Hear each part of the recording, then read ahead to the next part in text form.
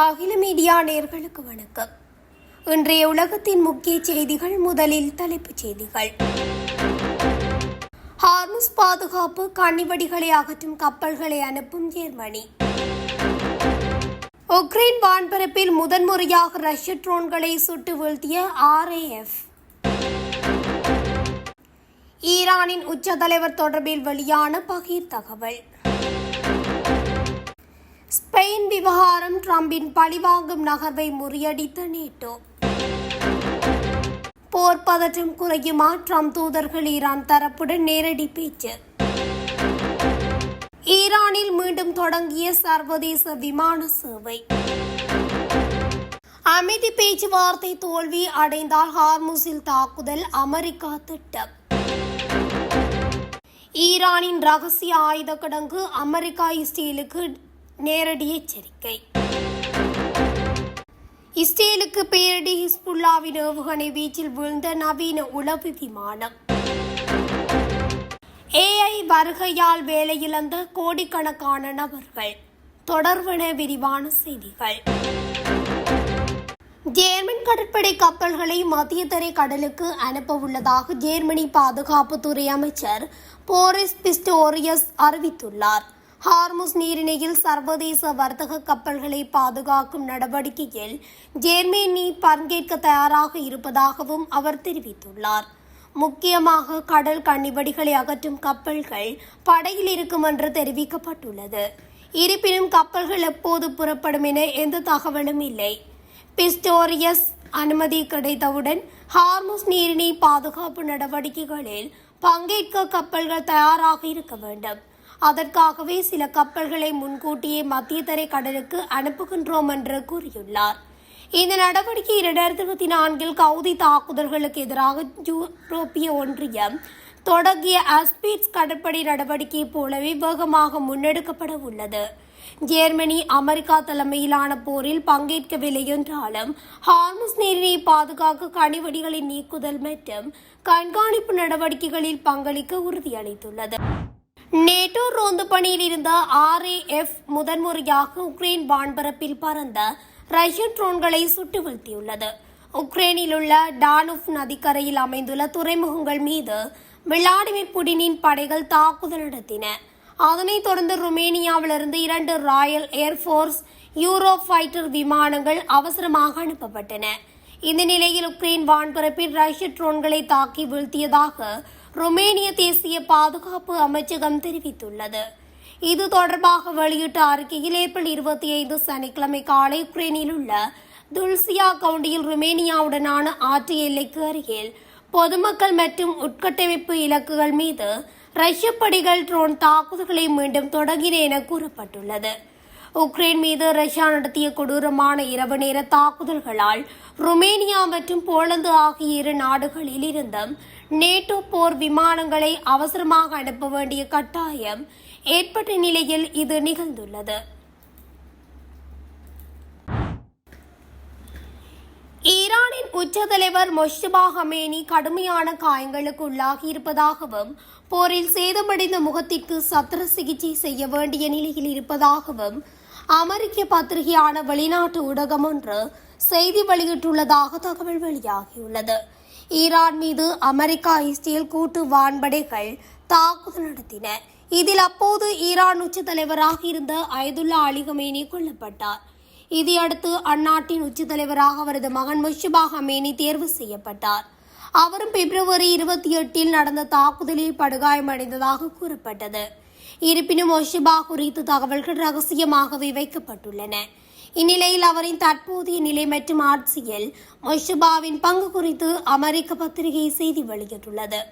America Israel நடத்திய தாக்குதலில் Mojtaba காயமடைந்ததை தொடர்ந்து ஈரானின் நிர்வாக அதிகாரம் ராணுவ ஜெனரல்கள் அடங்கிய குழுவிடம் ஒப்படைக்கப்பட்டுள்ளதாக அமெரிக்கா தெரிவித்துள்ளது. ஒரு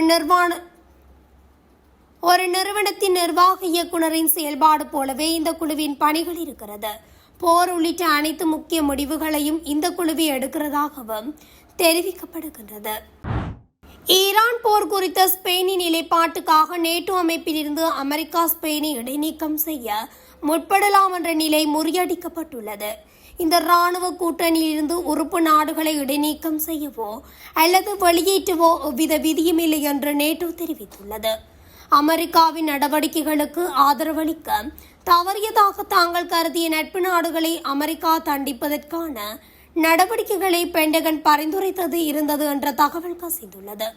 அத்துடன் தெற்கு அட்லாண்டிக்கில் அமைந்துள்ள அர்ஜென்டினாவில் ஆளும் உரிமை கோரப்படும் பாக்லேண்ட் தீவுகள் மீதான பிரித்தானியாவின் உரிமை கோரல் குறித்த அமெரிக்காவின் நிலைப்பாட்டை மறு ஆய்வு செய்ய ட்ரம்ப் நிர்வாகம் திட்டமிட்டுள்ளதாகவும் தெரிய வந்துள்ளது.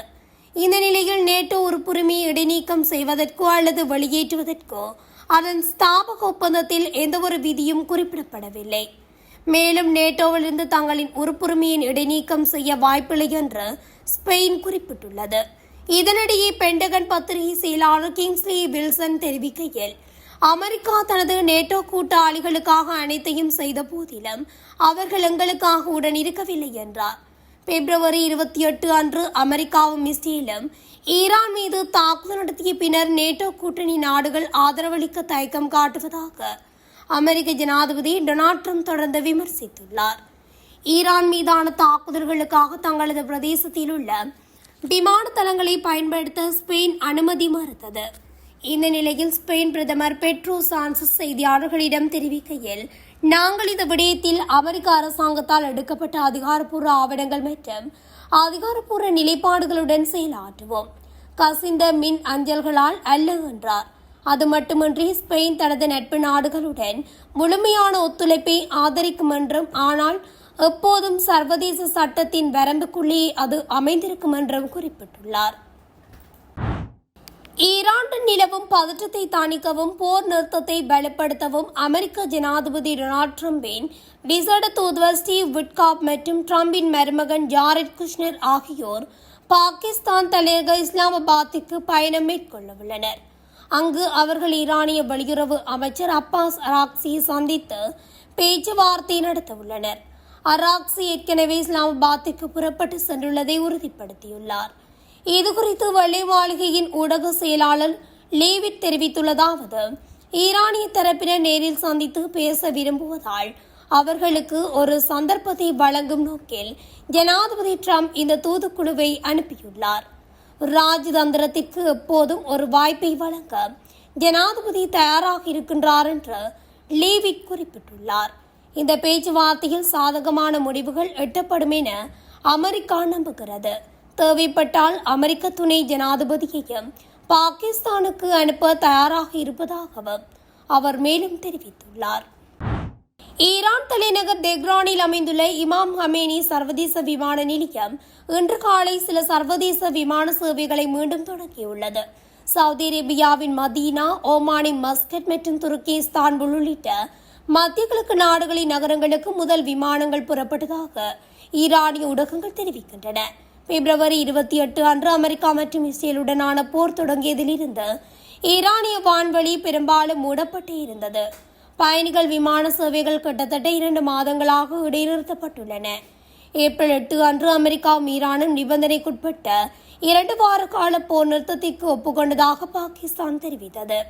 பேச்சுவார்த்தைக்கான ஒரு முன்மொழிவை ஈரான் சமர்ப்பிக்கும் வரை ஏப்ரல் 21 அன்று இந்த போர் நிறுத்தத்தை நீடிக்க ஒப்புக்கொண்டதாக டொனால்ட் ட்ரம்ப் தெரிவித்துள்ளார்.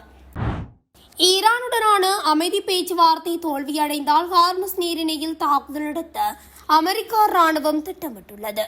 போர் காரணமாக ஹார்முஸ் நீரிணையை ஈரான் ராணுவம் மூடியுள்ளது. இதேபோல இந்த நீரிணையின் இருபுறமும் அமெரிக்க போர்க்கப்பல்கள் நிறுத்தப்பட்டுள்ளன. இந்த சூழலில் அமெரிக்க ஜனாதிபதி ட்ரம்ப் சமூக வலைதளத்தில் நேற்று வெளியிட்ட பதிவில், காலம் கடந்து சென்று கொண்டிருக்கிறது, ஈரான் தரப்பு விரைந்து முடிவெடுக்க வேண்டும் என்று எச்சரித்துள்ளார். ஈரான் உயர் தலைவர் மொய்சுவா ஹமேனி நேற்று வெளியிட்ட அறிக்கையில், ஈரான் தேசப்பற்றாளர்களின் ஒற்றுமையால் எதிரிகளின் கூட்டணியில் விரிசல் ஏற்பட்டிருக்கிறது. ஈரான் மக்களின் மனதில் அச்சத்தை விதைக்க எதிரி நாடு முயற்சி செய்கிறது. இதற்கு இடம் கொடுக்க கூடாது என்று மொய்சுவா ஹமேனி தெரிவித்துள்ளார். இதனிடையே அமெரிக்கா ஈரானிய அமைதி ஒப்பந்தத்தை இறுதி செய்ய பாகிஸ்தான், துருக்கி, எகிப்து உள்ளிட்ட நாடுகள் தீவிர முயற்சி செய்து வருகின்றன. இது தொடர்பாக அமெரிக்க ராணுவ வட்டாரங்கள் கூறியுள்ளதாவது, சீனாவிலிருந்து ஈரானுக்கு ஆயுதங்கள், வெடிப்பொருட்கள் கொண்டு செல்வதை தடுக்க ஹார்முஸ் நீரிணை பகுதியை முழுமையாக முடக்கியுள்ளோம். ஈரானின் சரக்கு கப்பல்களை அடுத்தடுத்து கைப்பற்றி வருகிறோம். இதனால் ராணுவ பொருளாதார ரீதியிலான நெருக்கடியை சமாளிக்க முடியாமல் அமைதி ஒப்பந்தத்தில் ஈரான் கையெழுத்திடும் என்று எதிர்பார்க்கின்றோம். ஒருவேளை அமைதி பேச்சுவார்த்தை தோல்வியடைந்தால் ஹார்முஸ் நீரிணையில் மிகப்பெரிய தாக்குதல் நடத்தப்படும். தற்போது 19 கப்பல்கள் மத்திய கிழக்கில் முகாமிட்டுள்ளன. மேலும் மத்திய கிழக்கு நாடுகளில் அமெரிக்க ராணுவ தளங்களில் சுமார் 300க்கும் மேற்பட்ட போர் விமானங்கள் உள்ளன. ஹார்முஸ் நீரிணை பகுதியில் வீசப்பட்டுள்ள கன்னிவெடிகளை படிப்படியாக அகற்றி வருகின்றோம். மேலும் கன்னிவெடிகளை வீசும் ஈரான் படகுகளை சுட்டு வீழ்த்த ட்ரம்ப் உத்தரவிட்டுள்ளார். இவ்வாறு அமெரிக்க ராணுவ வட்டாரங்கள் தெரிவித்துள்ளன. அமெரிக்காவின் இந்த ஆக்ரோஷமான பேச்சுக்கு ஈரானும் அதிரடி பதில் கொடுத்து வருகின்றது. அந்த வகையில் ஈரானிடம் இன்னும் ஏவுகணை முழுமையாக இருப்பதாகவும் எந்த நேரத்திலும் மீண்டும் பதிலடி கொடுப்போம் என்றும் ஈரான் தெரிவித்துள்ளமையும் குறிப்பிடத்தக்கது. ஈரான் பாதுகாப்பு அமைச்சின் ஊடக பேச்சாளர் இன்று வெளியிட்டுள்ள அறிக்கையில் தற்போதைய போரின் போது ஈரானின் ஏவுகணை ஆற்றலில் ஒரு சிறிய பகுதி மட்டுமே பயன்படுத்தப்பட்டுள்ளதாகவும் அதன் பெரும்பகுதி இன்னும் பயன்படுத்தப்படாமல் தயார் நிலையில் உள்ளதாகவும் தெரிவித்துள்ளார். இஸ்ரேல் மற்றும் அமெரிக்காவுடனான மோதல் உச்சகட்டத்தை எட்டியுள்ள நிலையில் ஈரானின் இந்த அறிவிப்பு ஒரு நேரடி போர் எச்சரிக்கையா என்ற கேள்வி எழுந்துள்ளது. இதுவரை இஸ்ரேல் மீதான தாக்குதல்களில் ஈரான் முக்கியமாக பதீர் போன்ற முக்கிய குறுகிய தூர ஏவுகணைகளையும் சில நடுத்தர தூர ஏவுகணைகளை மட்டுமே பயன்படுத்தியது. ஈரானின் வசம் இருக்கும் சச்சில், ஹெய்பர் ஷெகான் மற்றும் ஒளியை விட 5 மடங்கு வேகத்தில் செல்லக்கூடிய பத்தாக் போன்ற அதிநவீன ஏவுகணைகள் இன்னும் போர்க்களத்தில் முழுமையாக இறக்கப்படவில்லை. இவை இஸ்ரேலின் அயன்டோம் பாதுகாப்பு வளையத்தை ஊடுருவக்கூடியவை. இஸ்ரேல் அல்லது அமெரிக்கா ஈரானின் நிலப்பரப்பு மீது நேரடி தாக்குதல் நடத்த திட்டமிட்டால் அதற்கான விளைவு பயங்கரமாக இருக்கும் என்பதை ஈரான் எச்சரித்துள்ளது. எங்களிடம் இன்னும் பெரிய ஆயுதங்கள் தயார் நிலையில் உள்ளதாகவும் எந்த நேரத்திலும் எதிர் நாடுகளின் ராணுவ தளங்களை திட்டமிட்டு தாக்குவோம் என்றும் தெரிவித்துள்ளது. அத்துடன் எங்களுடைய ஆயுதங்கள் ஏவுகணைகள் இன்னும் அப்படியே இருப்பதாகவும் கூறுவது எதிரி நாடுகளின் ராணுவ திட்டமிடலில் ஒரு தயக்கத்தை உருவாக்குவது ஈரானின் போர் தந்திரமாகவே உள்ளது. தனது நட்பு அமைப்புகளான ஹிஸ்புல்லா, கவுதி அமைப்புகள் போன்றவர்களுக்கு ஈரான் ராணுவம் இன்னும் பலமாக இருக்கிறது என்பதே இந்த நம்பிக்கையாகவும் பார்க்கப்படுகிறது. ஈரானின் ஏவுகணை தளவாடங்கள் நிலத்தடி ஏவுகணை நகரங்களில் பாதுகாக்கப்படுவதாகவும் ஏவுகணை நிலத்தடி நகரங்களில் இன்னும் பலதரப்பட்ட ஏவுகணைகள் இருப்பதாகவும் கூறப்படுகிறது. இதுவரை ஏவப்பட்ட ஏவுகணைகள் ஈரானின் உண்மையான திறனில் மிகச்சிறிய சதவீதம் என்பதே இந்த அறிக்கை உறுதிப்படுத்துகிறது. தென் லெபனான் வான்பரப்பிற்குள் அத்துமீறி நுழைந்த இஸ்ரேலிய உளவு ட்ரோன் ஒன்றை ஹிஸ்புல்லா அமைப்பினர் வெற்றிகரமாக சுட்டு வீழ்த்தியுள்ளனர். நிலத்திலிருந்து வான் நோக்கி பாயும் ஏவுகணை மூலம் இந்த தாக்குதல் நடத்தப்பட்டதாக அந்த அமைப்பு அதிகாரப்பூர்வமாக அறிவித்துள்ளது. சமீப காலமாகவே இரு தரப்புக்கும் இடையில் மோதல் தீவிரமடைந்து வரும் நிலையில் இஸ்ரேலின் வான்வழி உளவு நடவடிக்கைகளுக்கு பதிலடி கொடுக்கும் வகையில் இந்த நடவடிக்கை மேற்கொள்ளப்பட்டுள்ளது. இந்த சம்பவம் அப்பகுதியில் பெரும் பரபரப்பை ஏற்படுத்தியுள்ளது. லெபனானின் டயர் வான்பரப்பில் சுட்டு வீழ்த்தப்பட்ட அந்த ட்ரோன் ஹெர்ம்ஸ் 450 வகையை சார்ந்தது என்று ஹிஸ்புல்லா அமைப்பு அதிகாரப்பூர்வமாக தெரிவித்துள்ளது. இது உளவு பார்ப்பதற்கும் மற்றும் தேவைப்பட்டால் ஏவுகணைகளை தாங்கிச் சென்று தாக்குதல் நடத்துவதற்கும் பயன்படுத்தப்படும் ஒரு நவீன ஆளில்லா விமானமாகும். உலகம் முழுவதும் ஏஐ வருகையால் தொழில்நுட்ப நிறுவனங்களில் என்ட்ரி லெவல் மற்றும் ஜெனரல் ஐடி பணிகளுக்கான தேவை குறைந்து வருகிறது. அந்த வகையில் முன்பு 250 ஊழியர்களுடன் ஈட்டிய வருவாயை தற்போது ஏஐ உதவியுடன் வரும் 50 ஊழியர்களை கொண்ட ஸ்டார்ட் அப் நிறுவனங்கள் ஈட்டுகின்றன. பிற நிறுவனங்கள் ஏஐ கட்டமைப்பில் கொடிகளை கொட்டும் அதேவேளை ஏஐ பயன்பாட்டை அதிகரித்து ஆயிரக்கணக்கில் பணி நீக்கம் செய்து வருகிறது. அந்த வரிசையில் பேஸ்புக், வாட்ஸ்அப், இன்ஸ்டா ஆகியவற்றை உள்ளடக்கிய மெட்டா நிறுவனம் தனது பணியாளர்களை 10% அதாவது சுமார் 8000 பேரையே 20 முதல் பணி நீக்கம் செய்வதாக அறிவித்துள்ளது. மேலும் காலியாக இருந்த 6000 பணியிடங்களை நிரப்பும் திட்டத்தையும் மெட்டா கைவிட்டுள்ளது. அமேசான் நிறுவனம் கடந்த அக்டோபரில் இருந்து இதுவரை 30,000 ஊழியர்களை பணி நீக்கம் செய்துள்ளது. இதற்கிடையே மற்றொரு தொழில்நுட்ப சாம்ராஜ்யமான மைக்ரோசாப்ட் தனது 51 ஆண்டுகால வரலாற்றில் முதன்முறையாக அமெரிக்க ஊழியர்களுக்கு விருப்பு ஓய்வு திட்டத்தை அறிவித்துள்ளது. இதில் சுமார் 8,750 ஊழியர்கள் வெளியேற வாய்ப்புள்ளது. அதேவேளை 2026 ஆண்டில் மட்டும் இதுவரை 92,000க்கும் அதிகமான தொழில்நுட்ப ஊழியர்கள் வேலை இழந்துள்ளனர். கிளாஸ் டூர் அறிக்கையின்படி தொழில்நுட்பத்துறை ஊழியர்களிடையே வேலை குறித்த தன்னம்பிக்கை மிக வேகமாக குறைந்து வருவது கண்டறியப்பட்டுள்ளதாகவும் தெரிவிக்கப்பட்டுள்ளது. இத்துடன் அகில மீடியாவின் இன்றைய உலகத்தின் முக்கிய செய்திகள் நிறைவடைகின்றன. தொடர்ச்சியாக செய்திகளை அறிந்து கொள்ள அகில மீடியா ஊடகத்துடன் இணைந்திருங்கள். நன்றி, வணக்கம்.